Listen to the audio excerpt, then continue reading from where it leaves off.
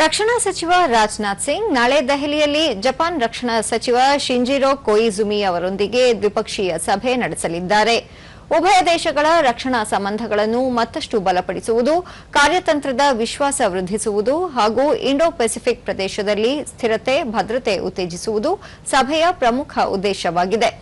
ಸಭೆಯಲ್ಲಿ ಸಾಗರ ಭದ್ರತಾ ಸಹಕಾರವನ್ನು ಮತ್ತಷ್ಟು ಬಲಪಡಿಸುವ, ಮೇಕ್ ಇನ್ ಇಂಡಿಯಾ ಚೌಕಟ್ಟಿನೊಳಗೆ ರಕ್ಷಣಾ ಉಪಕರಣಗಳು ಹಾಗೂ ತಂತ್ರಜ್ಞಾನ ವಲಯದಲ್ಲಿ ನಿಕಟ ಸಹಕಾರಕ್ಕೆ ಒತ್ತು ನೀಡುವ ನಿರೀಕ್ಷೆಯಿದೆ. ದ್ವಿಪಕ್ಷೀಯ ರಕ್ಷಣಾ ಮತ್ತು ಭದ್ರತಾ ಸಹಕಾರವನ್ನು ಮುಂದಿನ ಹಂತಕ್ಕೆ ಕೊಂಡೊಯ್ಯುವ ಕಾರ್ಯಯೋಜನೆ ರೂಪಿಸಲು ಈ ಸಭೆ ಮಹತ್ವದ ಅವಕಾಶ ಒದಗಿಸಲಿದೆ ಎಂದು ರಕ್ಷಣಾ ಸಚಿವಾಲಯ ಹೇಳಿಕೆಯಲ್ಲಿ ತಿಳಿಸಿದೆ.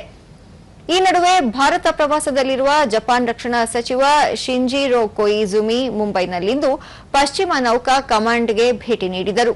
ಈ ಸಂದರ್ಭದಲ್ಲಿ ನೌಕಾಪಡೆಯ ಮುಖ್ಯಸ್ಥ ಅಡ್ಮಿರಲ್ ಕೃಷ್ಣ ಸ್ವಾಮಿನಾಥನ್ ಹಾಗೂ ಪಶ್ಚಿಮ ನೌಕಾ command flag officer commanding in chief vice admiral Sanjay Vatsayan ಅವರೊಂದಿಗೆ ಚರ್ಚೆ ನಡೆಸಿದರು.